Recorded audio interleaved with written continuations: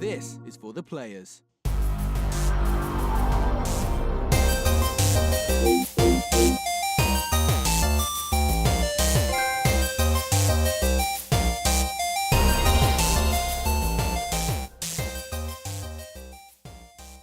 I'm Ryan Betson. I'm Josh Saunders. And this is For the Players, the pop culturist PlayStation podcast.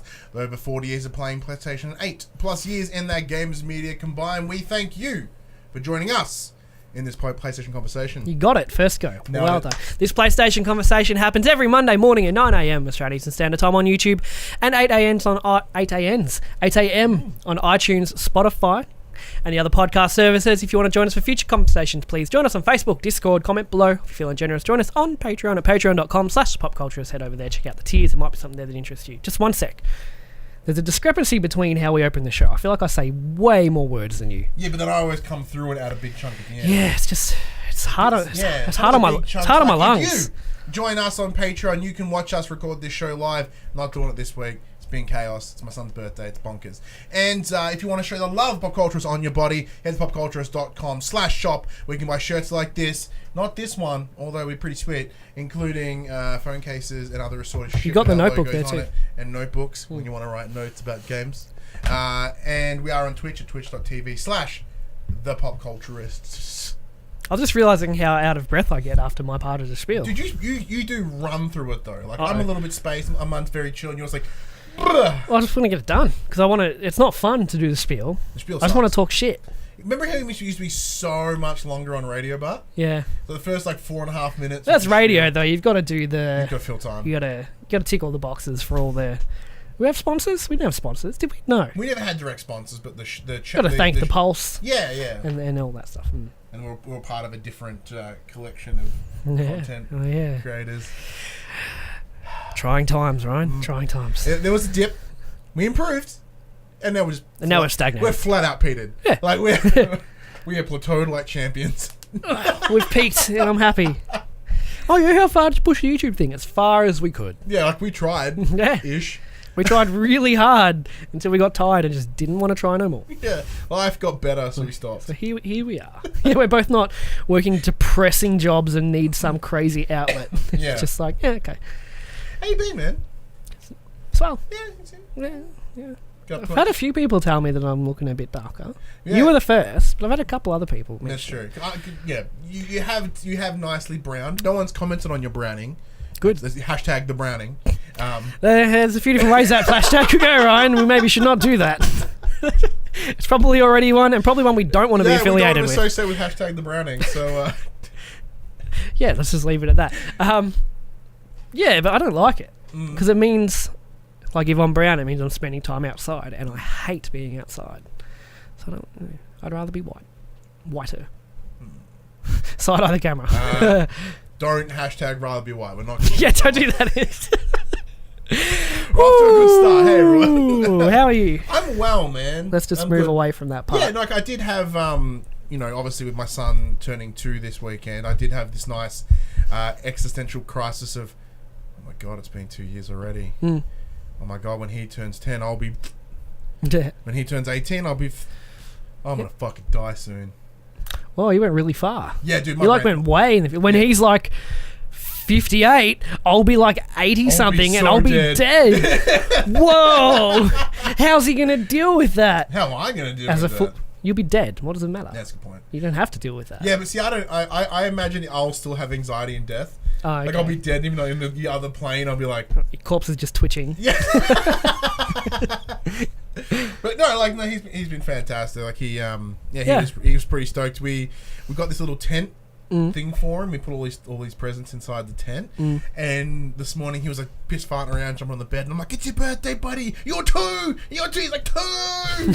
Fuck yes! He's like 2. Like yeah, let's go to the lounge room. He's like yeah. Gets on his little Thomas train truck. Doing this scoot.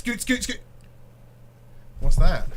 Oh, I love it because he's now starting to get sentences. So he's like, where's daddy? Where's this? What that? And he's like, what's that?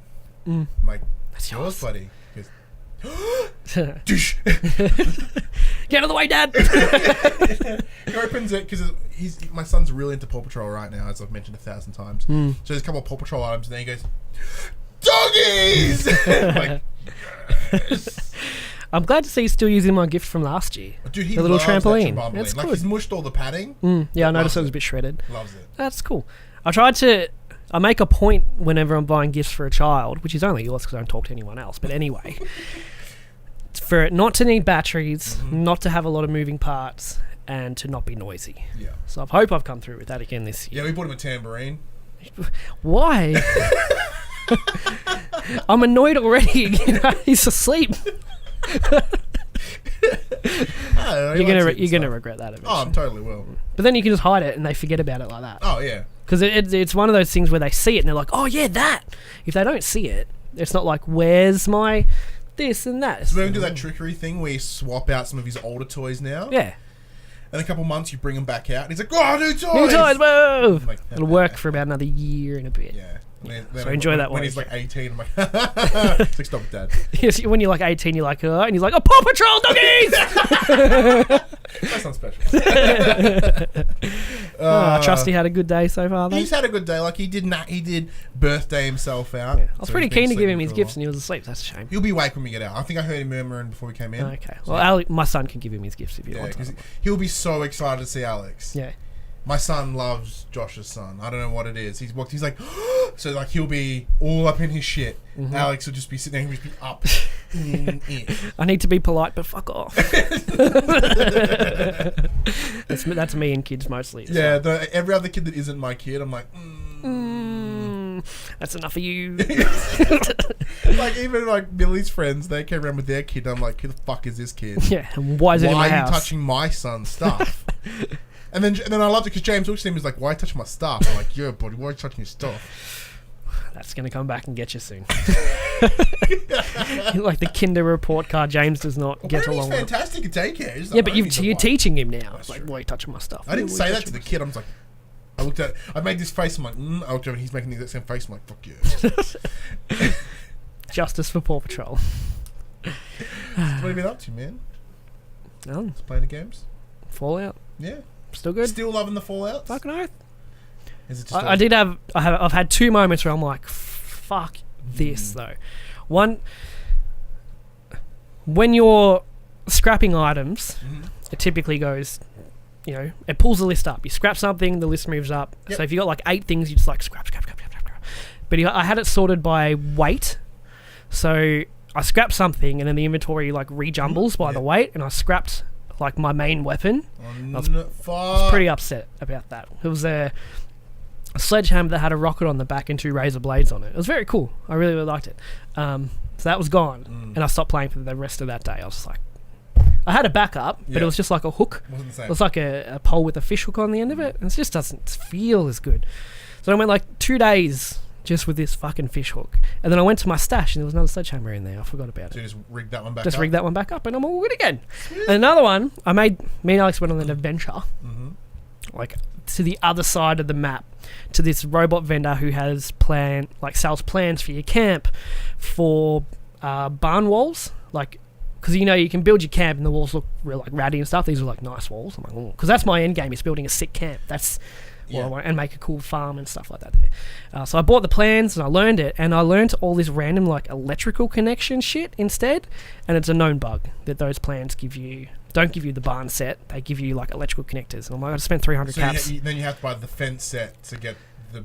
Yeah, you've probably got to find the electrical set to get the barn door set or some shit. But apparently that's been a problem since beta as well. And it's because I was Googling. I'm like, what the fuck? That's 300 caps well spent. Other than that, it's good. Yeah. It's good. I'm enjoying it. Other than, I'm getting a couple snarky comments from Dave on Discord about it. But that's all fun. That's fine. Because Dave can suck it. He hasn't played it. He has no stance. Yeah, Dave can get shat on. I know he's probably listening now. He will be listening. Yeah, of course he is. Hi, Dave. I still love you. But I did notice I did note the sarcasm in those comments. But it's fine. Yeah, I tried to jump in it this week as well. I played a little bit of it at work. Because that's what I do now. I play so one of the guys, he's created a character and he's building the base, and I'm yet to build the base myself because I can't find a place that I'm happy with. But I think because the odd thing is the game kind of wants you to explore and move around, so it's kind of the way I feel it's set up to make you not want to stay. You got to be strategic. Yeah. Because fast travel costs caps, yeah? Vault 76 in like the northwestish part of the map is always a free fast travel point.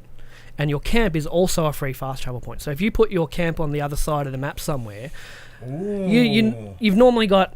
You still probably have to fast travel to some places, but it won't... The further you fast travel, the more it costs, yeah? So I've tried to put my camp kind of on the other side of the map. Because then if I need to get to that side, I can go to the vault. If I need to get to this side, there's my camp. And then if I need to go somewhere in the middle, it's a reduced cost because...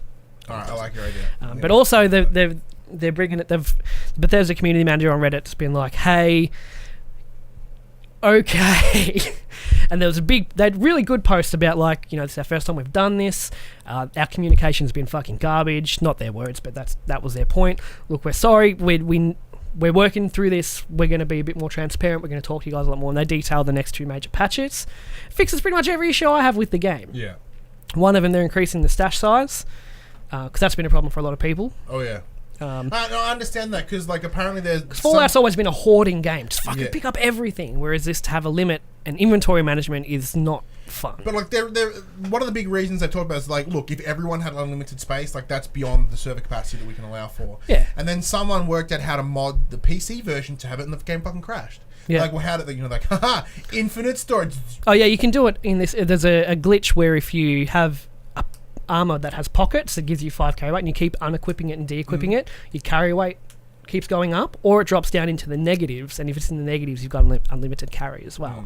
But apparently when those people are rocking up to like nuke sites and stuff, everyone's games are crashing because they've got like 5,000 weight worth of scrap on them. So it's legit. So they're increasing it from 400 to 600 and they're like, we just need to be sure, we want to go bigger, but we need to be sure we can keep the stability, and then we'll go from it there.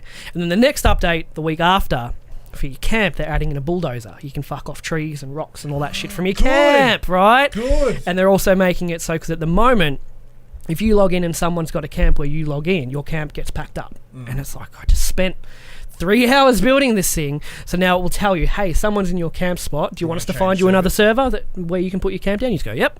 Or you go, no, I don't care. So that were my biggest complaints. The stash size and camps being real funky with how they work. So big thumbs from me. Yeah, man. And, everyone's like, we're always getting disconnected and all that stuff. I've had a couple disconnections. But having said, like, I still get kicked in Destiny 2. When I went back to the Division, I was still getting kicked. Like, not saying it's okay, but it's not like it's the first online game to have connectivity issues. So. It does feel that the hype train has gotten worse since we last spoke with last week. But nicely, you mean the hate train? The hate train, sorry. Yeah, like the negative hype has gone there, and it's now some transition. It's transitioning to Red Dead Online. To Red Dead, which is great because I played Red Dead this week. Yeah. So segues like a champ. But I'm still loving Fallout. I mean, I started a new character, a melee character, because typically what I do in these games with a lot of like perk selections and all that, I'll play a character I guess I played this one to level 35, fuck around with the perks, see what I like, what I don't like, what's good, and then I make another character when I'm like, I know what I want to do now. Yeah. They are making it so you can change your special stats after level 50. You can either get a new perk card or you can take a point from endurance and put it in strength, so you can slowly shuffle your character around. But I want a melee character now, and he's like level 23 now. Very sick. It's good. I've still, between these two characters, I reckon I've explored maybe a quarter of the map. And I got an achievement for playing 100 hours already.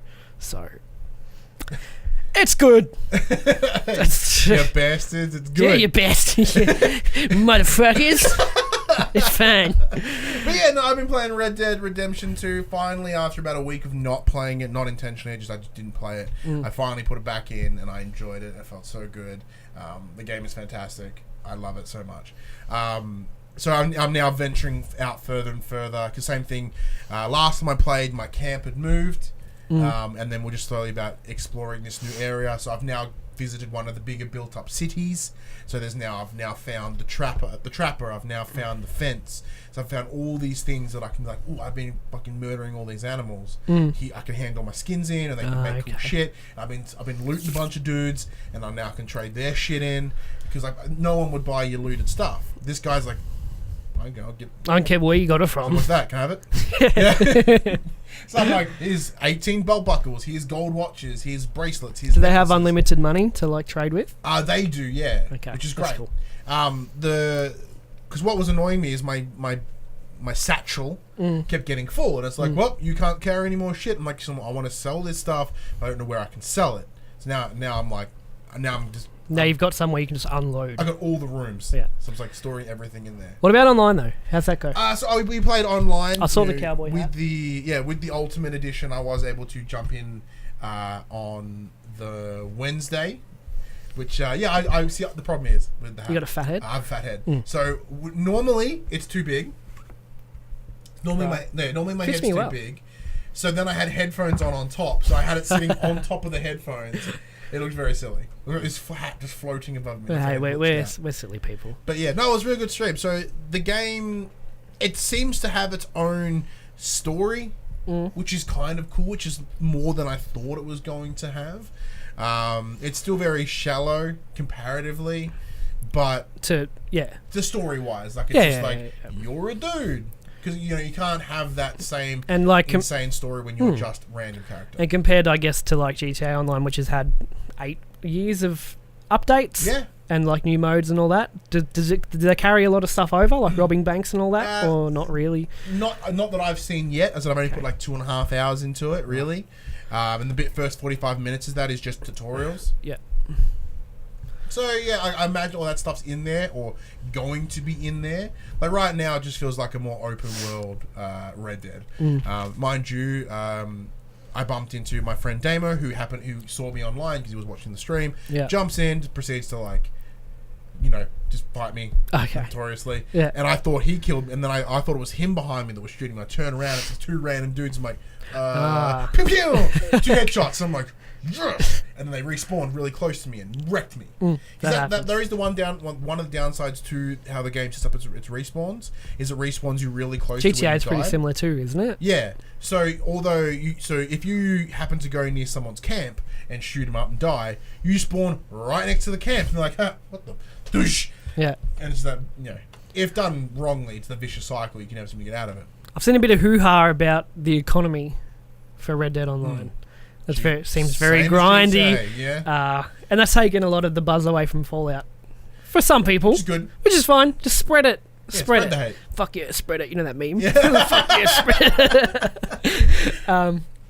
Apparently like everything costs more, but you're earning much less than you do in single player. Yes. And to a point where it's like, this is way grindy. But anyone surprised by that clearly hasn't been paying much attention to Take Two. GTA Online. GTA Online, like when it started, you would get a lot of money for stuff, but eventually they kind of wound that shit down. Yeah. To sort of intrigue you to do what their expansions were. Do the heists and all that stuff. So if you want more money, go do a drug run. Go do this. Yeah. Rather than now, like robbing stores doesn't get you. Like a couple $1,000. Yeah, it gets like a couple $100. Yeah. This hat's not comfortable. Yeah, it's not very comfortable. It's very plastic. It's like cardboard. Yeah, so there's that, and that's fine. It's fun. Mm-hmm. That's the main thing. Is it fun? Fuck yeah. That's all it needs. That's pretty much where my life's at. Is it fun? Yeah. I'm too old. Like I said, I'm too old and cynical about games. Yeah. So it's nice to be able to have something like. That's pretty much just what it comes down to for me now. Like, am I enjoying my time? If it's a yes, then cool. Yeah. I don't need to give my time a rating out of 10 to know that I'm having a good time. Oh, and I also dived back into WWE 2K19 this week after being stuck in the My Player campaign mode. There was a dude I just couldn't beat. Who was it? So in the terms of the storyline is you start in the indie scene, you get picked up to go to NXT, and on the night you get selected, some dude in a mask comes out of nowhere and pounds you down, and you beat him up. Is he an actual character in WWE? No, he's made up character for the game. So Triple H sees you because on social media blast you punch the fuck out of this dude. Yeah. And then it's like, well, you're not coming to NXT now. Like we can't have this shit on social media. You're done. So then you've got. It's just like real life. Yeah. So then you fight your way back through, and then you eventually go and invade NXT, and then Triple H notices you from there. So you eventually get into NXT a little bit, and then you have to fight the dude in the mask. It turns out to be the guy that ran the independent scene. He's like, I didn't want you to leave, man. I thought if I did this, you wouldn't leave me. And then, yeah. So I finally beat him. So now my character is in SmackDown. Nice. That's Yeah. that's where you want to be. That's it. So he's currently the United States champion. I took on Bobby Roode. Was my first guy because he was the USA champion, and I took it off him. Yep. And it was. Then you had to do your defense. So then I instill an open challenge. Yep. So then who else has come? Johnny Gargano from NXT came and beat the piss out of me for a while. Yeah. He was a bit of a tough win again. But you're not stuck no more. I'm stuck no more. So like Nice. I'm enjoying it again. I got to the point I'm like, this game's really fantastic, but my career is killing me right now. I can't get past it. You were playing it when I got here. We had some laughs. Yeah, it's good. Just at some of the Some very probably jokes we probably shouldn't. Yeah, Probably shouldn't repeat. Very mean. Very mean in particular. Not mean spirited. No, just lighthearted. Just lighthearted. Lighthearted, yeah. Dark-hearted. Yeah, dark-hearted. But look, I fucking love that game, man. Like I thoroughly love it. Like I love wrestling, period. So look at you like fanboying out. Oh, dude, it's over so good. It's WWE so now. good to be a fanboy again. Yeah. Like it's something. There's an excitement that comes with this that I haven't felt in years. Just stay off like the analyst websites for it, because I think that's what killed it for me a while ago. I was enjoying it, and then I got right into it. So I'm reading like Bleacher Report and stuff like that. I think that it's like gaming boards. Yeah, everyone's just negative. Yeah, and it eventually just killed the joy. So see, because I'm staying away from all that. Like honestly, the enjoyment I get out of it is the bullshit stories. So when people are like, stories are dumb, I'm like, I don't care.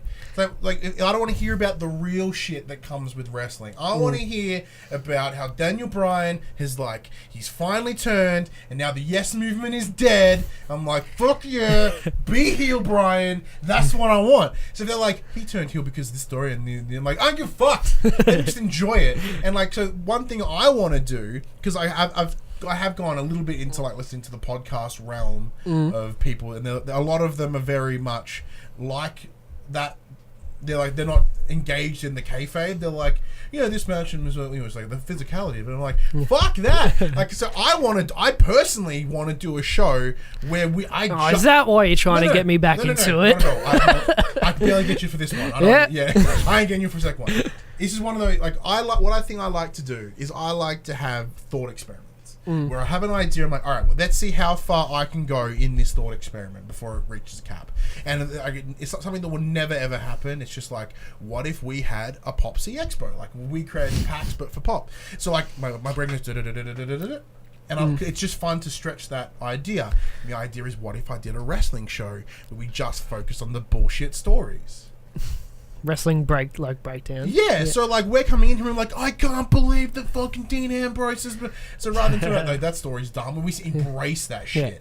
And I think that would call be it like PPE. Yeah, I don't know. It's personal protective I haven't equipment. even thought of a name yet because like that's once again I've hit the threshold of my thought experiment.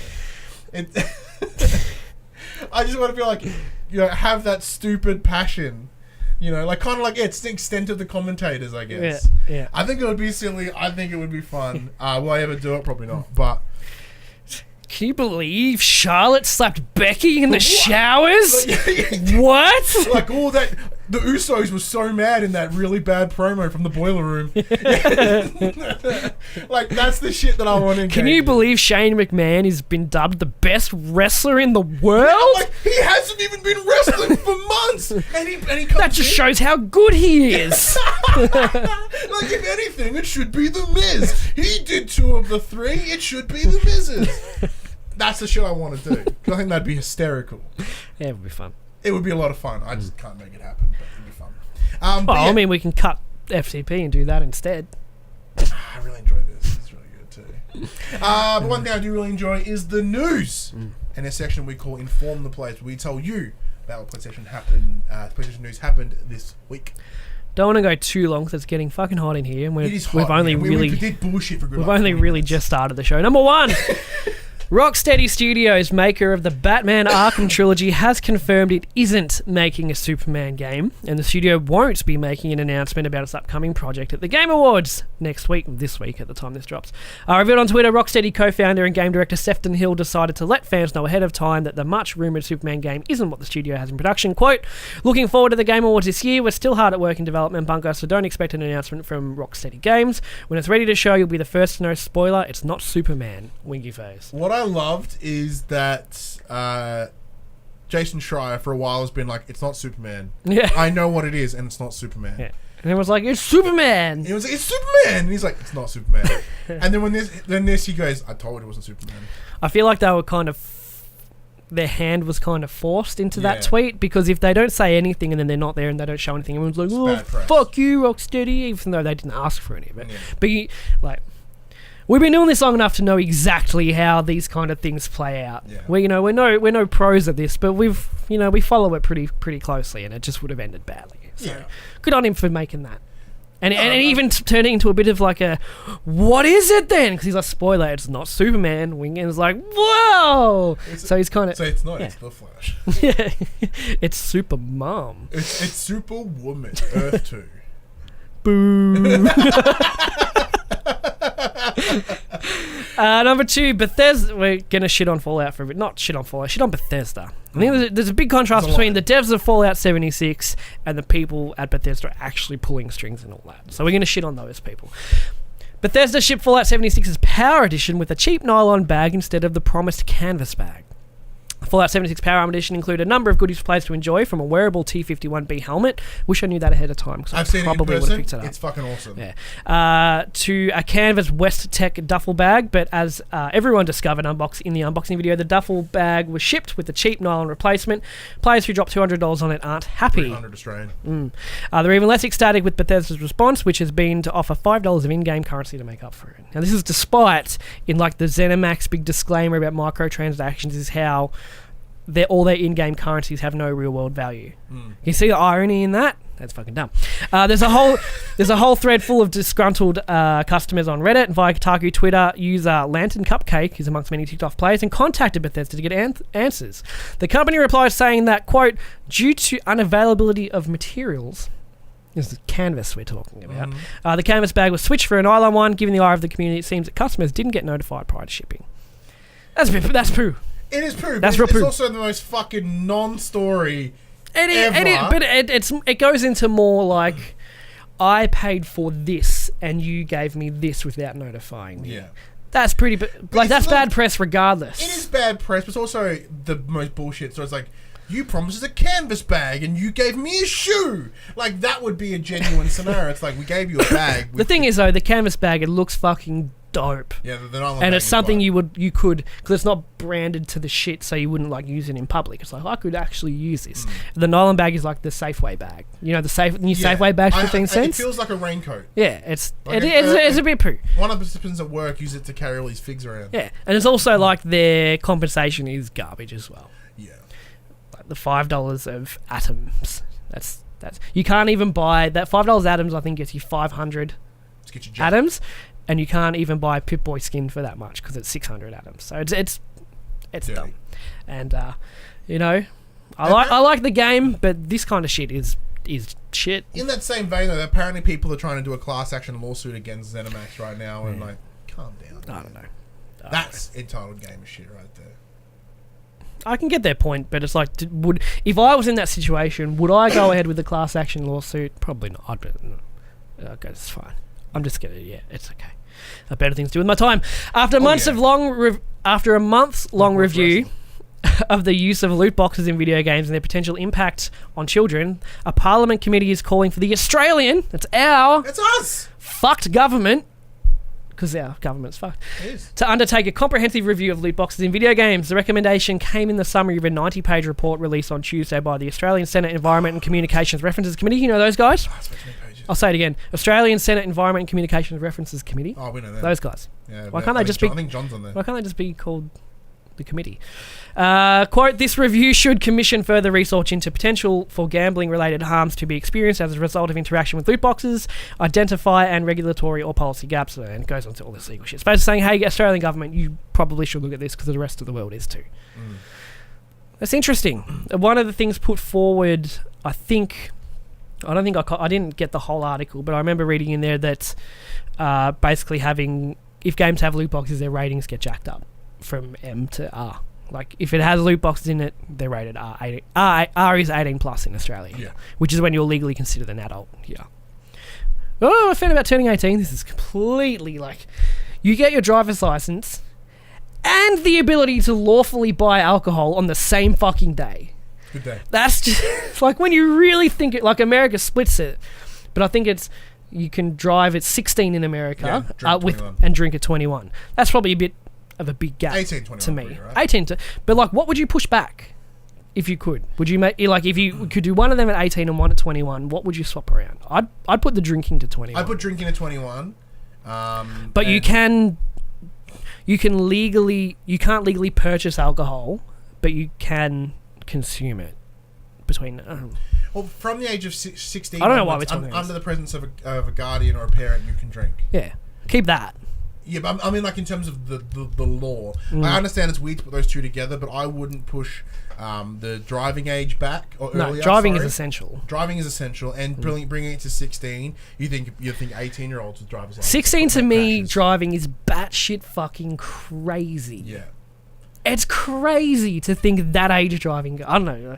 Anyway. Unsupervised. Yeah, unsupervised. Anyway, so we may be seeing some shit happening if our government can get their shit together. Do you think, with this year potentially being an election year... I mean 2019. 2019, my bad. 2019, because we did fucking December. Yeah. Do you think this could become a policy that someone could run on? Part of their, to appease the gamers, to appease the parents. No, because the one thing is, like, I don't think enough gamers would care enough to vote for that, and I think the next gen up from us aren't aware enough to really know it's a problem they need to pay attention to. So I don't think so. True. I don't think so. But it's interesting anyway. Would be fascinating. PS Plus games for December 2018 on PS Vita. You'll get Papers, Please, which is apparently fantastic. Dope. And it's cross-buy too, by the way. Oh, is it? It doesn't say that here. You got Iconoclast for Vita, which is listed as cross-buy. PS3, you'll get Steins Gate and Steriden. And PS4, you get Onrush and Soma. We played Soma on stream once, and it was fucking horrifying. It was really good.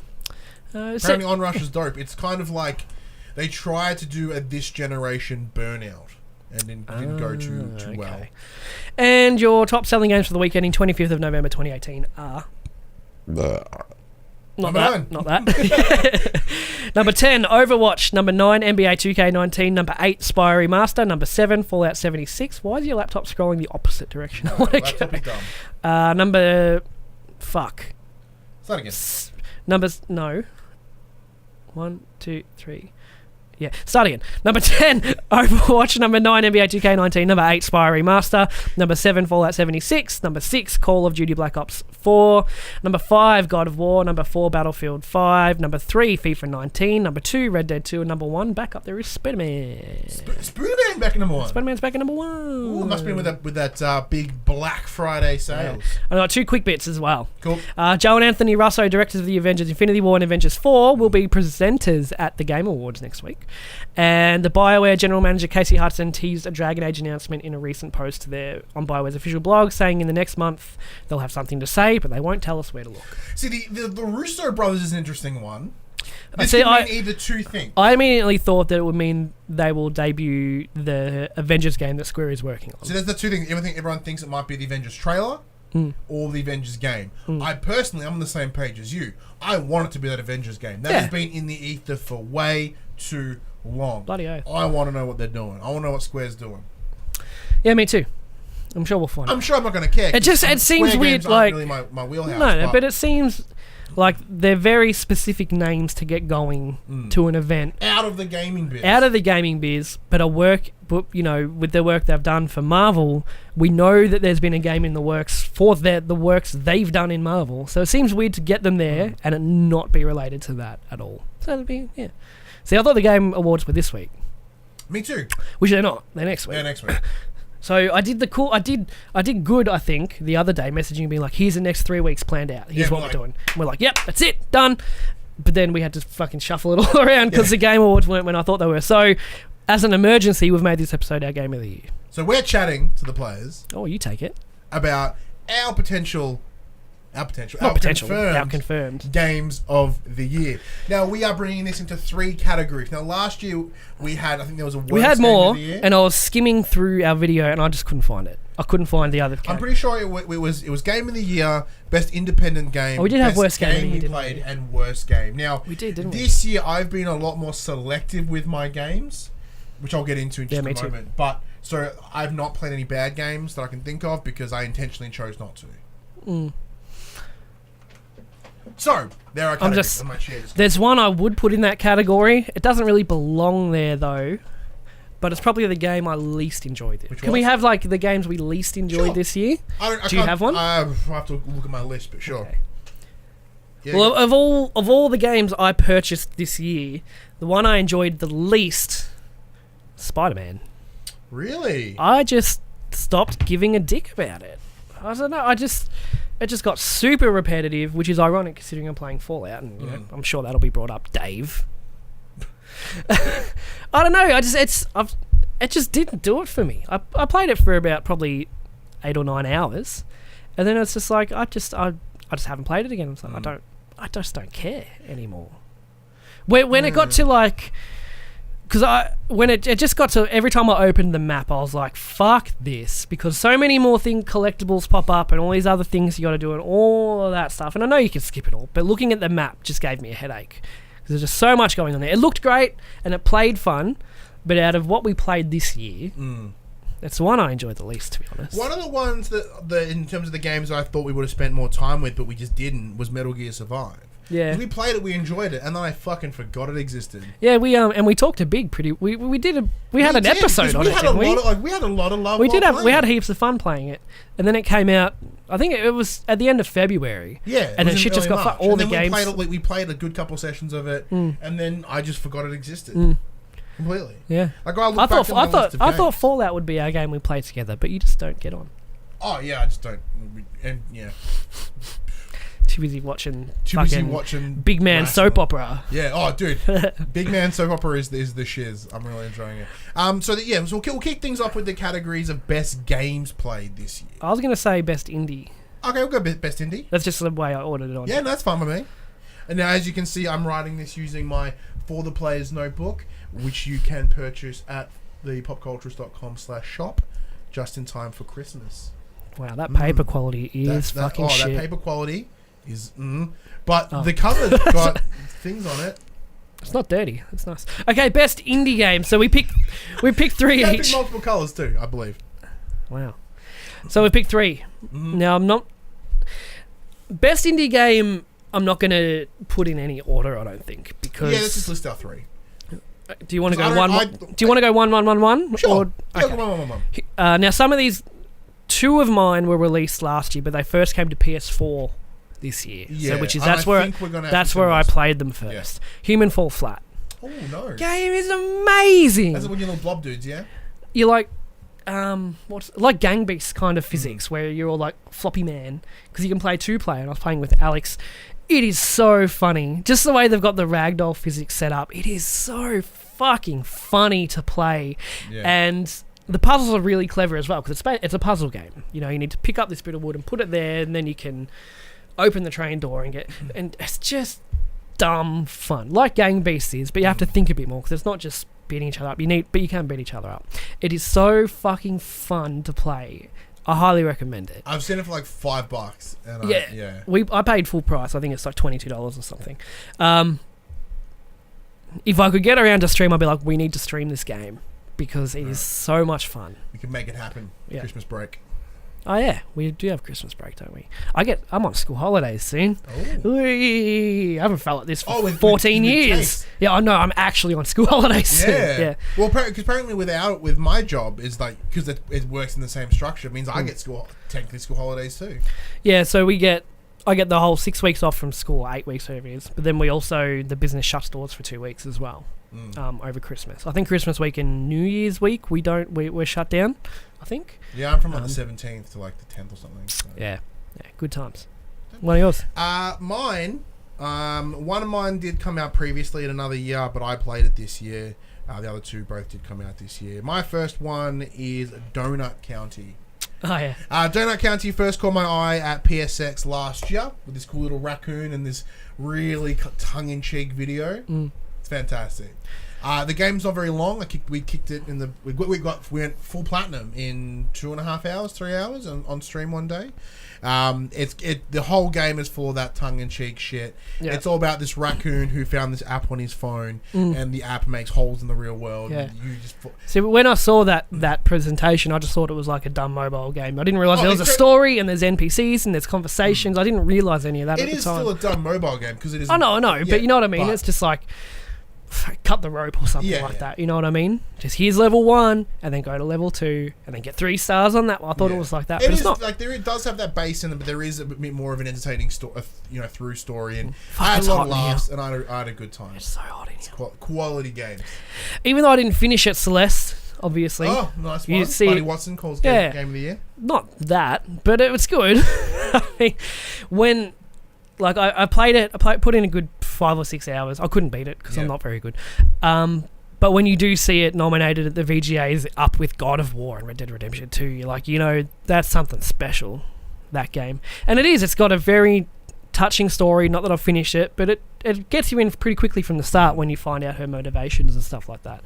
And it is like pinnacle precision platforming, like more than Super Meat Boy ever was. Oof. And Super Meat Boy was that... precision platformer that everyone was like, this is hard, but it's rewarding. And now that I think that title's been moved on to Celeste, very gorgeous looking game. Yeah, I do want to jump into Celeste before the end of the year, see how it goes. I wanted to do it before we did this, but shit got shuffled around. Yeah, just to see where it fits in terms of because it's being nominated a bunch of places, and I think see whether it's. I don't think it's a Ryan game. It is not a Ryan game. It is certainly not. Another game that wasn't a Ryan game but did make my list. Was Hollow Knight. How does that work? Hollow Knight's my last one too, so we can do that. Yeah, so Hollow Knight I thought was fantastic. We originally got hands on with it at PAX about 2015. The first one we went to. First one we ever went to. We met the guys at Team Cherry there and we spent some time with it. And the first thing that drew me then, and the first thing that drew me again now, is the art style. Yeah. I love that game visually. It's visually fantastic. I wish we knew at the time what it would become. Like 3 years ago when we were speaking to them. I don't know. I feel like... You just don't know at the time, and it's pretty cool to see, like, hey, I played that, like, years ago, and now it's, like, this whole big thing. It's really cool to see, and, the art style is amazing. And it's not just the art style, but it's the art style mixed with the atmosphere they've managed to create as well. And it is, like, a full-blown Metroidvania as well, which I think is a really good standout. I like how you don't have a map, you buy the map. But then if you want to know where you are, you've got to grind and get the compass. Then the map doesn't fill in until you sit down on a bench and you pull it out and you're like, all right, I went here, here, and here, and here. It adds a lot to the exploration side of things. Yeah, and like it did very quickly get to a point I'm like, I can't fucking get past it. Got to a point where I'm like, I can't beat this boss. Yeah. And it wasn't early on. I'm pretty sure I was a fair way through the game. Maybe I wasn't meant to be fighting that boss yet, I don't know. But I got to a point where I'm like, I can't do this. And I haven't touched it since, unfortunately. But that does... There's a point where it's like, I know I didn't finish it, but I can still appreciate it for what it is, and that's one of them for me too. Yeah. But that was your third year one. That was my third as well. So then in that case, my final one is Dead Cells. I forgot about that game. Dead Cells is in there for me too. I don't know why. I know, because I went through my list and I hadn't updated it for like 2 months, and I didn't put Dead Cells on the list. The game's fucking good. Dead Cells is good. The game's really like good. It has that perfect. It's got that obviously the Metroidvania. It's all about backtracking, going forward, and finding different routes. The nice roguelite, the roguelike setup that it has of each new run is different. Is good fun. I find myself hitting my barrier pretty quick. Like you did get past the first boss, didn't you? I got past the concierge. Yeah. And I did get a little bit further than him, but then I kind of start tapping out. No, I got right to the end boss quite a few times. I've gotten to him. It's just always fun. Like you get your route down. You like go here, and then I go to Path of the Condemned up to the ramparts, and I go here, and then you find a new way, and you're like, oh, I haven't been here before, and it's like terror. It's like, fuck. Like I've got all these cells, and I'm like, I don't know what to expect. I don't know what these enemies do, and you go, they're fucking dead. But the controls were so tight. Yeah. Probably one of the tightest games I've ever played. Just your character did exactly what you wanted him to when you wanted him to do it. And it had that same sense of Dark Souls. I know everyone says this, but I mean, not in the play like Dark Souls. I mean, in the idea of when I fucked up, I fucked up. Yeah. The game had never unfairly beaten me. Like, so I'm not saying, so my comparison comes down to the feeling, not the gameplay. Yeah. Everyone fucking says. The last boss is fucking hard. Yeah. Like, it took me so, like, once I got through the concierge, I literally went, yeah, me too. Out of my chair, fucking fist pumping. It took me a while to, I think it took me me about the same time as you to beat him, but I think I was playing in just bigger blocks at the time. Yeah, the game's just good. Very good game. I think it's Motion Twin. I think this small French studio. I think there's 6 of them. No one's the boss.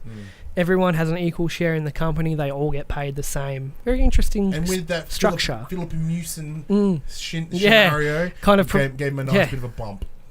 What happened to him? He then went to... Didn't he try doing his own thing? Yeah, no, he went back to... So he started as a YouTuber doing Nintendo stuff. Then he went to IGN, became the Nintendo editor. Yeah. And then he got caught, and then he got sacked, and then I think he's doing his YouTube channel again now. Okay. He released a not so apologetic apology, and everyone... Yeah, I remember that. Yeah. It would have been better for him not to have said anything at all. All right, now we're doing best game played that was not released this year. That's not an indie game. So either. I have not... I did the start of the year, I played a couple... I finished games that I didn't finish last year. So yeah, I get that. As we've mentioned before, one of the big things that this year was for me is all about getting credits, finishing games. Last year, after playing 65 different games and finishing 2, did that kind of click something over for you? I remember arguing that it was like 3 or 4, but you're like, I'm admit defeat, and it was 2. So this year, I've halved the amount of games that I've played. I've played about 35, I think, games this year. And I've finished 18 as of right now. Not bad. That's 50%-ish. It's pretty good. So that's a noticeable more increase. So for that reason, I did spend the start of the year getting through a couple of older games last year. Do I put them in the best games that I played this year? Probably not. So this category for me is more about games that I truly enjoyed a lot. Right, not game of the year, but games that I truly enjoyed. Honourable mentions. I'll call this my honourable mention. Well, for me, this is exactly what I just fucking said it was. Yeah. Just I changed it. Because it's our show, isn't it? This year I finally finished Doom. It finally clicked for me after trying to start the game about 4 or 5 times and just going, I'm just not seeing what everyone loves. It got there eventually, and I was like, okay. I get it now. The only downfall was that it was on the Switch, and I fucking hate the Joy-Cons with the passion. I thought that was from Bethesda. It was from Bethesda. Grateful. The game's good. The Switch is not for this. For me, FPS on the Switch, I've said it before, it's just not good. And I don't have a Pro Controller. I'm not buying a Pro Controller to play these games because I don't want to. Valid. Yeah. But no, and I got the whole thing that you had, like, when you, like, kick a door open, it's like, burn. It's like, yeah, fuck yes. No, it really did click for me this year. 2 years later, that soundtrack still is my key motivator album. Yeah? It's when you need to get shit done. If I need to get the pump on, but I don't go to the gym, so it's just like, if I want to get the pump on. If I want to eat 8 peanut butter sandwiches. If I want to get out of bed, I'm like, bang. You got the turntable next to you, like... It's like, fuck up, Ryan. She's like, what the hell? I'm like, get motivated. But no, it's good. Yeah, very good. And I'm very excited for Doom Eternal, presumably next year. Yeah, next year. One for me that did genuinely come out last year, so I'll put this one on there, valid of the reasons that you provided, was Guacamelee. Oh, yeah. With Guacamelee 2 coming around earlier this year, it came out like 2 months ago. Earlier than it was right now. We're not wrong. Coming out sometime this year. Technically. I was like, cool, I'm pretty sure I got this for free in PSN. Let's give it a red hot go. Yeah. Fucking loved it. It was so good. Like, there was a period of time where I thoroughly played just mostly Metroidvanias. I played like Hollow Knight, Dead Cells, and Guacamelee pretty much back to back. I did start Guacamelee 2. The Guacamelee 2 is very, very funny, and it's a great start. But I wouldn't put Guacamelee 2 on the list because having it kind of was too similar to 1, and having played them so close to each other, it kind of was like, oh, it's more. I heard they kind of hammed it up a little bit. They went a little bit, probably too hard on the humour, maybe. I heard that a couple of times. Yeah, but I don't know how valid it is. I got a couple out loud laughs in the first couple of hours, and I was like, that was funny. Oh man, that's hot. It is really here. So so Guacamelee I really thoroughly enjoyed. I think it was very tight gameplay. All the little power ups and stuff are really cool. In fact, you can turn into a chicken. Is that kind of what clicked you over to wrestling? No. Do you think, are they correlated at all? No. Are you sure about that? Pretty positive. The John Cena. Are you sure about that? Because you go from suplexing people in a game to watching people suplexing on TV, and they're like, why is that called a German suplex? There was a good bit. It's just a suplex. It came from Germany, dude. I'm like, yeah, but why? What's so German about it? The country the move originated in. Look, why is it called the Russian leg sweep? In the world of... Are you telling me that no one else in the world ever before the Russians did a leg sweep? That's my point. Maybe it was made famous by a Russian in wrestling. I don't. Who cares? Look, in a world... hang on, sorry. Did you ever see Chris Benoit, who unfortunately actually went crazy and murdered his family? Did you see him before that? Which is probably why he's fucked in the head. His German suplexes. Yeah, you're pretty gnarly. Like he just takes. He'd do like 10. Big old slam. He'd slam them, still hold them, stand up, and he'd go to like 10 in a row. That's insane. Also, that's probably why he got head damage. Yeah, you do take a knock. But his main move too was off the top rope, headbutting people, like falling and headbutting. Yeah, apparently that's really wrecking them. Yeah. Like I watched a really cool. Fuck it. My second one is WWE 2K19. So I've watched a lot of videos just about the history of wrestling and stuff, and there's like Hulk Hogan. He's like, I started wrestling at 6'7". I'm 6'4". Oh yeah, his spine like just all like doing like I think it's the elbow drop. The way you land on your ass, like it just pushes your spine, The leg drop. Leg drop, sorry. Yeah. Like it just pounds. Oh, you're jumping onto your coccyx bone. Yeah. Like 4 times a night. Yeah, like Mick Foley did the same thing when he finally... Mick Foley's whole body is fucked. When he finally left, like he went and started doing a bunch of yoga and stuff, and he gained about 2 inches of height back. Yeah, it's pretty crazy. But yeah, no... you already talked about it at the start of the show. I'll be very quickly. So, having fallen back into wrestling around Super Showdown, which was the one that was in Melbourne, 2K19 came out that exact same week. So, having watched that pay-per-view going, fuck yes, and then I turn around and it's like, it's coming out this week. I'm like, Mikey, hook a brother up!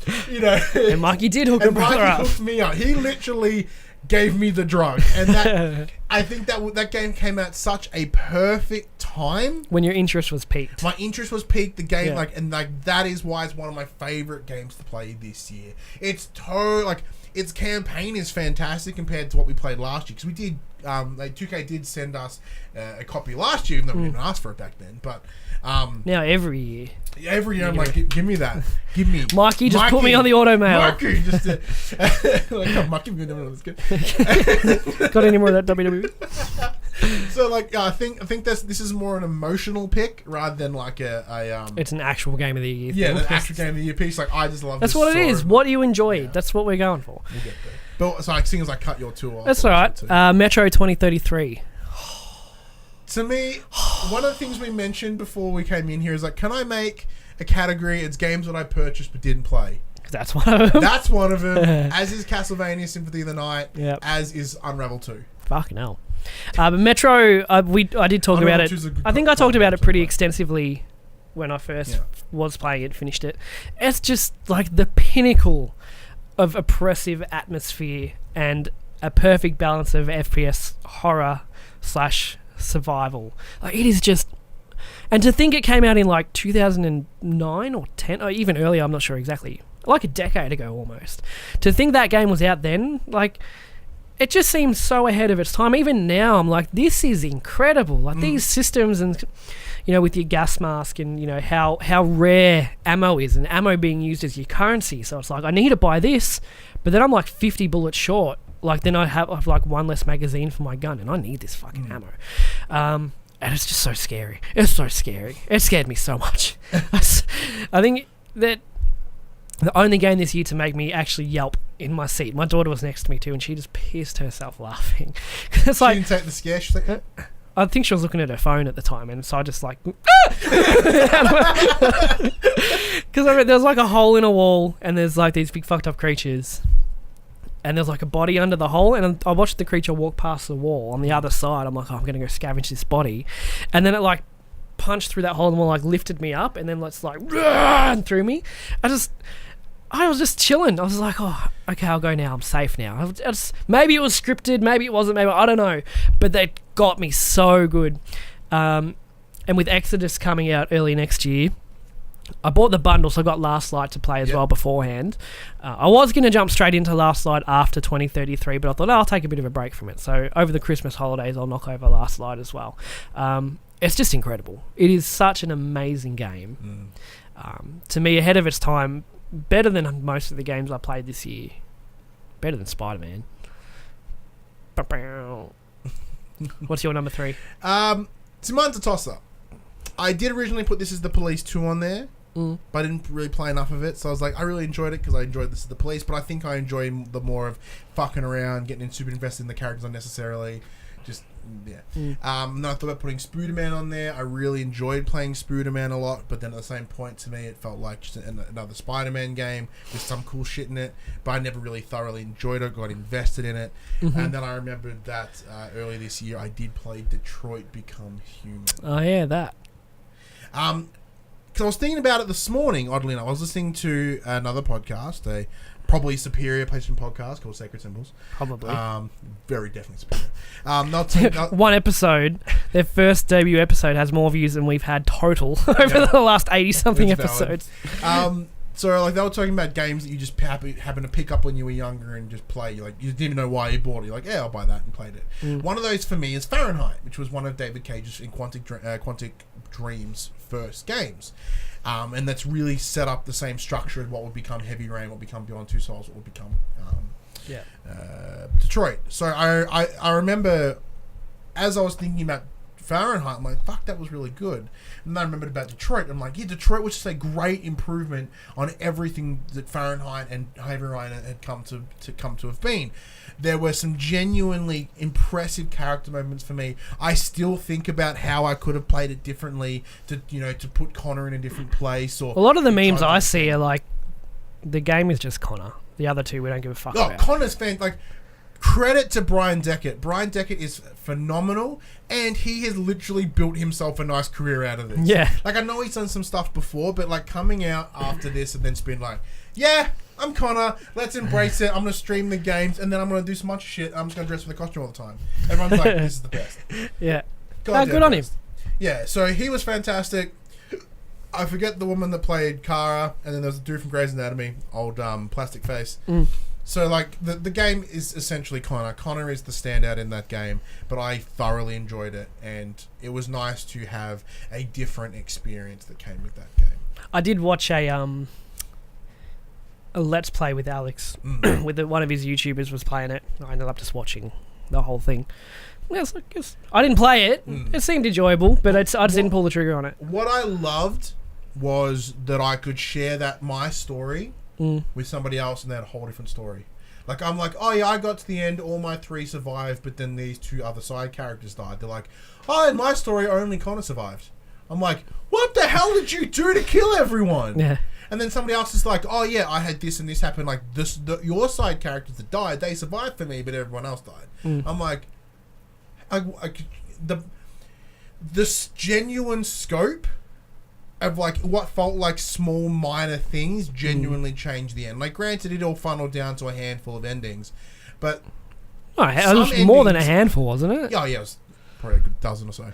But like, some of them, without even realizing, you've made a path to go over here without even you try to aim this way, but you've already predetermined your fate, and I love that shit. I love that shit. Yeah, like, you do all this bad shit, and you're like, I'm going to do good stuff now, but no, you're already on the path. Yeah, you've already set yourself up. Exactly. Yeah, fair enough. Fantastic. The game was surprisingly fantastic. Yeah. My third one is Pyre from Supermassive Games, the guys that made Bastion and Transistor. Religious basketball. Religious soccer ball thing. I don't know how to explain. We've said it before. It's a sports game. Weirdly, because I fucking hate sports games, but it's not. It's just in the presentation, man. The presentation and the character, but the story is like, everyone's done bad stuff. You get like put into like the underworld. You're not dead. You're in like literally the underworld. Civilization lives up on this big cliff, and if you do bad stuff, your punishment is to get sent down to like, it's like a giant swampy mess, fucked up area, and just you live or you die down there. But in these, people make these teams of like ball players, and they play this game, and you get to like the end league, and the team that wins, they can send one of their members That's their redemption. Your team wins, you can pick one person to send up there. And you get such a big attachment to all the characters. You end up with like 9 characters in your team. It's such a big attachment to all of them. And it's like, you really deserve to go back up. But I need you on my fucking team, man. Sometimes by not sending them, they start to hate you because it's like, I deserve this, and you kept me here. And it's like, oh, I'm so sorry. I went out of my way to get the platinum for it. It's just amazing. I love Supermassive. Even to the point where I tweeted them. I'm like, this game is brilliant. And they're like, thanks, man. I'm like, oh! Twitter comes through. Wow. I tweet twice a year. Yeah, I tweet twice a year, and one of them actually replies to me. And I tweeted the soundtrack artist. I forget his name now. I'm like, dude, the soundtrack's bomb. He's like, yeah, man, I know. Like, yeah. The game's just really good, and it's surprisingly chill. But it's one of those things, people look back on Final Fantasy games and it's like, I'll remember these characters forever. This seems to me like this is one of those games where I'm going to remember all these characters for a very, very long time. Wonder what they're up to back in. And then you occasionally get updates of what they've gotten up to. If you send them up, you get letters and you see them continuing, because you learn all their stories, what they were before, how they ended up down there, and then when they go back up, they're like, I'm going to try to do this and this, and you get updates of so and so has managed to do this, and you're like, oh yes, that's what he wanted to do. It's like, yay, yeah, it's great. That's great. It's really great. It's they need to do Supermassive need to put out a Trinity pack, like Bastion, Transistor, and Pyre, because it's amazing. All right, now let's get on to the big one, the game of the year, Ryan. Preferably have these numbered 3 to 1. Yeah, 3, 2, 1. So starting, do you want to start or you want me to start? It's up to you. I'll start, because I don't have to talk much about this one. I've got to put it in there, man.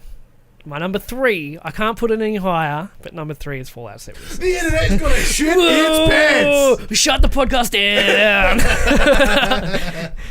I talked about it enough last week and before. But you know what? What I'm going to do now? I'm going to put in the tags Fallout 76 Game of the Year and just see what happens. Game of the Year with the thumbs up. Yeah. That's in the tags. I've put in 100 hours. I mean, I can't not put it up there, right? I haven't played Red Dead because I don't want to. I didn't play Detroit. Didn't like Spider-Man that much. Microsoft did some things. Sea of Thieves. It was fun. It was fun for half an hour. It's good, and I'm really excited to see where they're going to bring it in the future. There's talk about, here's my theory, right? No NPCs in the game, no human NPCs in the game. Yeah. We know everyone's like, that's dumb, whatever. But we're the first vault to open, so I reckon their expansion will be other vaults are opening now, and the NPCs are coming out. And you got to remember the big thing about vaults is they're all about experiments. Exactly. Are they going to come out cool? Are they going to come out fucked up? Or what's the story behind? Because there are other vaults in the game now, but I reckon in an expansion or one of the expansions, the other vaults in the area, you can glitch into them now, but there's nothing in there. Other vaults in the area will open up, and then maybe we will start getting those NPCs with the dialogue that everyone wants so bad for some reason. Because I find the dialogue mostly cringy, but whatever. And they've also said they're bringing out vaults as 4-player raid instances. That sounds dope. I'm very excited. I'm having fun now, and I'm excited to see where it goes in the future. So after your fucking shoot me. After your game burn out for a little while, it's good that you found this much fun in something. Yeah, because I was enjoying Destiny, but it's fun because I got back in with Forsaken, but it is also every week your weekly challenges reset. You get on, you do those, and then it's I've got nothing else to do for the rest of the week now. There's no I want to play every day, because it's I've kind of done everything I need to do. Whereas maybe it's because it's still fresh. Maybe in a month I'll be like, this game is shit. I'll be sure to update if I do change my mind. But for now, it's on the list. Whatevs. You're at a blank page. I'm aware. Oh, you don't want me to see? I can't read your handwriting anyway. Mine is a surprising one I didn't expect, and I feel that this had to make the list because of what it is. It's a VR game. Ooh. I played a handful of VR games this year. Some of them are just fine, but there was the one true standout, and that is Astrobot VR Rescue Mission. Is it actually spoken in French? No, it's Rescue Mission. Okay. having a stroke? yeah, I did. It was weird. No, the game, as I said last week, the game is fantastic. It's charming. It's whimsical. It's bright. It's colourful. The sense of scale in that is beyond any game I've ever experienced in VR for a while. It's inventive. It's inventive. Like, it's taken what... So there has been a thing where they're like, you know what's really good in VR? Puzzle platformers. Like, oh, sweet. All right, cool. And then, like, Moss came out earlier in the year, which Moss is fantastic as well, but it was very much, as I said last week, looking at a diorama, it's going from left to the right, where this is, here is a massive 3D space, and you've got to traverse your way. As your little dude, do all these intricate things, collect a bunch of dudes, get to the end, fight a big-ass boss, right? Yeah, like, having originally received a code, like, way back in the day, and ignoring it, being like, I don't want to play VR right now, I'll get to it later, and then even PlayStation coming around going, should probably play this. I'm like, okay. Fuck, they were right. From the man themselves, I probably should like, fire you should it up. probably have tried this. I'm like, alright. Fuck, that was really good. Yeah. Like, even as I was playing it, like, I had a smile on my face, and you know, talking about big things for us this year, it's fucking fun. Because they tried, like, right on PlayStation launch, they had those Astrobots in the game Playroom as VR, the playroom stuff. So they were really trying to push them as something. It seems like they didn't know what at the time, where they'd like fucker it, like you could use your light bar to like fucker it, like shake them around on the screen and stuff. So it's cool they found, like, I guess a new, not mascot kind. I don't know. A mascot. I think there might be a VR mascot. Yeah, but yeah. like they won't be on the same page of like a Spyro or a Crash or anything. But this is just the beginning. We don't know that yet. I'm sure when Crash 1 came out, we didn't know he'd be a mascot. That's also true. Also, I was 8, so I don't remember. I'm sure I was picking my nose. There's no difference to today. Nope. Number 2 for me, which is kind of surprising, I guess, is Monster Hunter World. Well, you loved that game. Yeah, but it came out this year. I'd never played Monster Hunter before, and for some reason, the trailers and all that, I was like, yeah, this looks sick. I'm surprised. Wait, didn't Persona come out this year? No. Alright, good. Talking about them. April last year. Thanks. Yeah. So I just finished Horizon Riders Persona came out. That's right. But I'd never played a Monster Hunter before. I think I dicked around on a demo on a DS. I was like, this is dumb. And then I was excited, and then I played it at the PAX 2017 or EB Expo or something. I was like, oh, I can see where this is going. This is pretty cool. And I played it. I was like, oh, shit, this is amazing. You burnt out pretty quickly on it. Just the monster design and the clever world design and how you can like respec whenever you want. I want to use dual blades now. Now I want to use the sword that's 3 times as big as me and all that kind of, and just the updates they're still doing now. Nearly a year later, it's like, here's more free stuff for you to do. Just the scale of fighting these monsters, it's like, whoa, you're fucking big. You are huge. And they're like chopping their feet, and it's like, you've injured their leg, and they're like limping you like FaceTime. And it was fun in multiplayer as well, because you could group up with other people and take on these huge like endgame monsters and stuff. And I think it's telling to what kind of games I like. I like the games where you've got to like pick resources and to craft things that you need, and not so much like a, because when someone mentions a survival game, I'm like, fuck that. But the games I really enjoy technically are survival games as well. You know, you want to make potions where you got to get the herbs and you got to get this and that and craft them at your craft bench and stuff like that. It was just amazing, and it really kind of did bring the series to the West in a bigger way, because it was always kind of there, and I know it had a pretty big following, but this really fucking blew up for Capcom, like in a big way. Deservedly so. Understandably. Like, the one thing that I distinctly remember, it may have been you or it may have been some random fucking dude. I remember playing with someone and we were up in the treetops and they had that big fucking hairy Tyrannosaurus Rex up there. Anjanath. Yeah. Anjanath was there, and he was on top of this branch, and it was right near an edge. And I think it just may have worked out that way. But he jumped, landed on its head. It must have been just as Anjanath stepped forward, and it almost like he fucking plowed its face off the edge. I'm like... Yeah. What? Did he have a hammer? Yeah, I think so. Because hammers can KO. Yeah, so it knocked in its head, and because of where it was placed on the ledge, just fell off. Doosh. I'm like... And then you jump off, you're like, ah! I'm like, this game is fantastic. Like, that one moment, I'm like, this is... And then I played it more, I'm like, nah. It does get grindy. Yeah. You know, if you want a certain set of armor piece where you got to grind that monster to get enough of its parts to build that. But I like... I like that. That's the kind of... I like grindy games. So... Shit's good. Shit was good. I'm reckoning we've got the same number 1. So you do your number 2. My number 2 is, in a no surprise to probably fucking anyone, is Red Dead Redemption 2.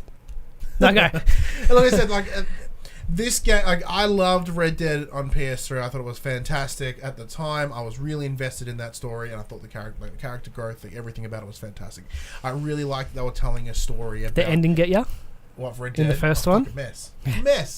Yeah. But so as of right now with Red Dead 2, I haven't finished it. I am genuinely taking my time with it. I don't want to bum rush it anyway. I want to enjoy it, and I am truly enjoying it. People are complaining about the plotting nature of the game. I disagree. I think that's really part of the selling point. As I've mentioned probably last week or the week before, it really adds that sense of isolation and that sense of loneliness that you kind of sense from Arthur Morgan. Mm-hmm. And he talks, when he talks about how there's an ex-girlfriend you sort of meet at one point, and you can tell he was really into her, and then shit went down, and he can tell that he's looking for that, and there is this whole other side story, because how he connects with John's partner and his son Jack, and how there's a bond there. Was at the end of Red Dead 1, was Arthur there? No, Arthur isn't in Red Dead at all. Okay. So I don't know what the ending is, but I assume it's something gnarly happens to him. Okay. Yeah. And I realize, or it could not be gnarly, and it's just like he's just like fuck all of he this. just steps away. Yeah, maybe. That could totally be a thing too. But I like Dutch. Dutch is fantastic as a villain. I'm really enjoying what he's doing. You kind of Is there merit behind the meme of Dutch, where it's like, Dutch, I've got a plan. Oh no, everything is. I have a plan. I've got a plan. Something goes wrong. I just need money. Just give me money. Yeah. Give the camp money, and shit'll happen. And that's part of it. And every time something goes, it's I've got a plan, and fucking crumbles, and you got to fix the plan. As we play footies a little bit. Sorry. Sorry, no. Really like Red Dead. I'm enjoying it, and online seems to be fine as well. I'll hopefully spend some more time with it. But I'm really I'm a sucker for a good character drama in the way of movies and TV, and this is that in a game. And look, I do want to play it. But you haven't played Red Dead 1 either. I haven't played Red Dead 1, but I know what happens in it anyway. But I guess I don't know. I'm just waiting for the right time, when I'm in the mood for that kind of game. Sink. Yeah, it's a heavy sink, and I've already got a heavy sink at the moment. But Christmas holidays are coming up. There's nothing until probably February that I really want, which we do have an episode on what we're excited for in 2019 in 2 weeks. Spoiled. Yeah, that's coming. Look, I do want to play it. Yeah, I will get to it eventually when it's $40. Because GTA goes to $40 sometimes. Yeah, but it's also still 8 years old as well, because I know it's going to go well. Yeah. But yeah, number one. You want to say at the same time in 3, 2, 1? Yep. 3, 2, 1. God of War. I want to be fucking State of Decay 2. Wait, what? No, unquestionably, it is God of War. See, God of War is the kind of game, it kind of haven't had the feelings I got when playing God of War. Probably haven't had since I played through The Last of Us the first time. It's when you're playing it and you actively think, this is something really special. This is going to be remembered for years. You don't get that with a lot of games. Yeah, it's fun. Yeah. Oh, I had fun with it. It was all right. But when you're playing it and you're this is going to have a long-lasting impact, and this is going to be the standard things are held to. And you don't think that with everything. And it just crossed my mind while I was playing. I'm this is really fucking good. Yeah, no, I had the same space, because unlike yourself, I have played every God of War. I dabbled in a lot of them. Yeah. I never finished any of them. I'm not dissing you. No, I'm just putting where I'm at. Yeah. I played. I knew who Kratos was, and coming up to it, I watched 3-hour recaps of the whole history of the series. So I kind of knew it, but I didn't have that big because I didn't play it all the way through myself. Well, because as I talked about it back in the day, when I was playing it, and I'm I've always enjoyed God of War. I'm yeah, man, smashy, yeah. And then I started thinking about it, we started talking about it, and I got really into the lore. I'm fuck, I've loved God of War this whole time. I didn't even realize. And then the new one came out, and I was this is gonna be fantastic, And then we come to see that it's a complete change on A, who Kratos is, B, the way you play it, the way it looks, everything about it. Everything, even story presentation. Because in the past God of War, it wasn't really that great. Yeah, the story was basically a plot to punch things. You want to smash things,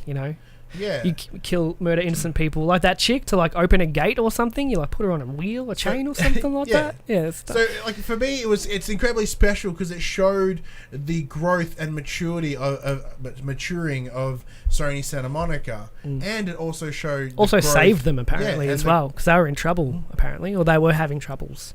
Yeah. Before God of War came out. And it also shows the growth and maturity in me. Oh. And that's what I loved about it. Cause like do you think... Well, I'll get to that. But the game grew with me. And that's the big thing I love about it. Like, now that I have a son... That's what I was going to say. Yeah. This game has a whole different look to it. And how... And, like, there are some really key and powerful things that come with Kratos in his relationship to Atreus. Something as simple as I want him to be better than I could have ever been. I want him to not repeat the same mistakes that I have made. I want to be just like you. It's like, no, you need to be better. You need to be better than me. And the whole thing is like, it's a concern that I don't really have right now because my son's 2. But one of the big things that the game shows is that although he is his father, the relationship there is lacking. Like it's in blood only. Like there's no friendship. There's no at the beginning respect. There's no companion. But like by the end of that, they are father and son. You can tell. The big moment for me, I guess, is when they were fighting Baldur for the last time. Yeah. And he's falling with Baldur, and Atreus is with him, and he's like with precision arrows, just like 4 of them, just. And it's like without words as well, because throughout the game you're like fire the arrow, like push the button, do it now. And then there's a point where Atreus is like, no, fuck you, I'll do whatever I want. But then at the end of the game, it's like they know each other so well and how each other fights that it all just happens naturally. Yeah, that's really cool. And not to mention the great characters in it. Yeah, the great characters like Mimir and the Freya, who was still stands out as one of the greatest things. Like Baldur as well was fantastic. What starting the game with that boss fight. Like, you're kind of like, this game's going to be fucking rad. Like, who the fuck is this guy? But there's so much mystery in the story as well, because Baldur comes up and he's like, what would he say? I thought you'd be bigger, and all that kind of stuff. And you think it's because he knows who Kratos is, but then towards the end you're like, no, he thought that Kratos was just a giant. Because he thought he was a Jotun or a Jotun. Because they were hunting his partner. Yeah. The mother of Atreus, whose name escapes me right now. But like it's this whole Faye, thank you. It's this whole like this second layer of it, which was just it's so much deeper, and especially when you get to the end and Kratos is looking at the mural in Jotun with all this stuff, and even at the end it's like, even at the start of the game, the pillar that gets smashed when they're fighting, people like freeze frame. It's like this thing tells a whole story right at the start of the game in the hieroglyphics or whatever you want to call it. No game has moved me to genuine tears so much like this game. I remember playing I was playing it while you were at work, I think. Yeah. And I got to the Blades of Chaos scene, and I so badly wanted just to be like, dude! I was like, shut up. You'll talk about it eventually. And I think I was just like, just fucking play it. Just sit down tonight and play it. You'll know what I'm talking about. And yeah, that whole scene up the river in the boat as it's storming, and he's like looking at his wrists and the wraps around them and stuff like that. And the subtlety in there and how this game tells a story in some places, with the idea of you can tell that every part of Kratos' being does not want to get those blades. That was from a time just that he brief, never wants to experience again. But then you pick him up and you're like, this is sick! And I'm like, I'm gonna fucking kill everything. And like, but in the same thing, it's just the father and son aspect is really what sold this game for me. But it's those little subtle things where he's like wanting to reach out and he pulls wants to connect with Atreus because he knows he's like having such a garbage father and like him is wanting to connect. And I'm lucky. I have an exceptional relationship with my father, and so do you. So do I. Yeah. So like I am very emotional in that sense, and I want to have the same thing with my son. So people are like, just fucking do it. Yeah. Just hug your boy. Put the hand on the shoulder, goddammit. It doesn't hurt him, hug him. But no, that game is out. Like, when everyone asks me what's my favorite game of all time, I do genuinely go, oh, it's fucking Harvest Moon Back to Nature. Because it's a fun answer. Everyone's like, what? I'm like, it's a fun game on PlayStation. But my genuine favourite game of all time is God of War. It's up there. But definitely this year. I don't have much more to add. We've gushed about it probably hundreds of times. In the 80 episodes we've done, we've gushed hundreds of times. Yeah. So there's nothing new that we can say here, but that is without a doubt the best game I've ever played. And we ask you, what are your games of the years? You've seen our categories. Jump in the comment below. Let us know what games fit where for you. As I burp into the microphone, too excited. Tastes like apple juice. So these are all games that have already come out way earlier in the year. What fabulous games, game of the year potential games, are coming out this week, Josh, in a section we call Coming to the Players. Thankfully, this week we just get to read the drop. Honestly, this is like 30 games long. Can we just pick the ones we want to mention? Because there is fucking garbage. Just skim them. It's so many. Arca's Path VR, PSVR, Astrology and Horoscope Premium, PS4 Digital, Atelier Maruru, The Apprentice of Arlen DX, Atelier Rorona, The Alchemist of Arlen DX, PS4 Digital, Atelier Totori, The Adventure of Arlen DX, PS4 Digital, Battle Princess Madeline, PS4 Digital.